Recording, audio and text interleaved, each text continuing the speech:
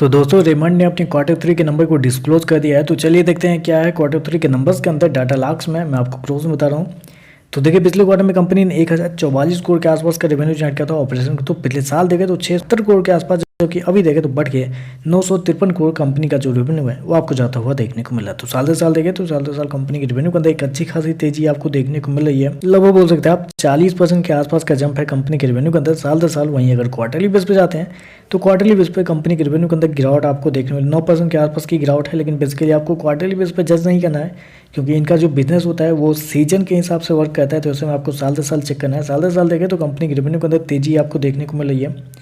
खर्चे की बात करते हैं तो देखिए पिछले क्वार्टर में कंपनी 997 करोड़ खर्च किए थे, पिछले साल 639 करोड़ के आसपास, जबकि अभी देखें तो कंपनी खर्चे 885 करोड़ आपको देखने को मिला। तो खर्चे देखें तो खर्चे कंपनी के कंट्रोल में आपको देखने को मिला। हालांकि एक चीज़ और मैं हाईलाइट करना चाहूँगा, बेसिकली इस क्वार्टर में अगर आप गौर करते हैं पिछले क्वार्टर में कंपनी को 225 करोड़ के आसपास का फायदा हुआ था इन्वेंट्री के नाम पे।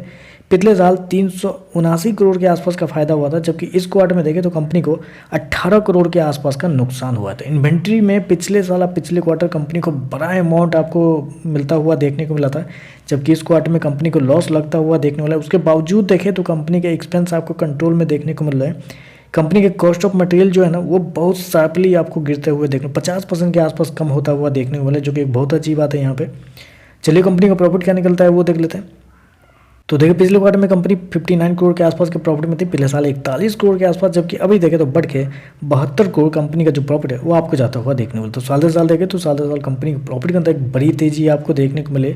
लगभग बोल सकते हैं 75% के आसपास का जंप आपको देखने को मिला है कंपनी के प्रॉफिट के अंदर। वहीं अगर क्वार्टरली बेस पे जाते हैं तो क्वार्टरली बेस पे भी कंपनी के प्रॉफिट के अंदर वही 20 से 22% के आसपास का जंप है। तो कंपनी का प्रॉफिट देखें तो आपको साल से साल क्वार्टर बढ़ता हुआ देखने को मिल रहा है। ईपीएस की बात करते हैं तो देखिए पिछले क्वार्टर में कंपनी का ईपीएस 9 रुपये के आसपास था, पिछले साल देखें तो 5 रुपये 93 पैसे, जबकि अभी देखें तो बढ़ के 10 रुपये 84 पैसे के आसपास है। तो ओवरऑल अगर देखा जाए तो मेरे हिसाब से नंबर तो अच्छे आपको देखने को मिल रहे हैं। कंपनी के रेवेन्यू के अंदर साल से साल एक अच्छी खासी तेजी आपको देखने को मिला है। कंपनी के रेवेन्यू के बावजूद देखें तो कंपनी के प्रॉफिट के अंदर एक मैसिव जंप आपको देखने को मिल रहा है। तो नंबर अच्छे देखने को मिल रहे हैं। बाकी देखते हैं मार्केट का कैसा रिएक्शन आपको देखने को मिलता है। आज के लिए बस इतना ही। वीडियो पसंद आए तो लाइक कीजिएगा, साथ में साथ चैनल को सब्सक्राइब जो कीजिएगा। धन्यवाद।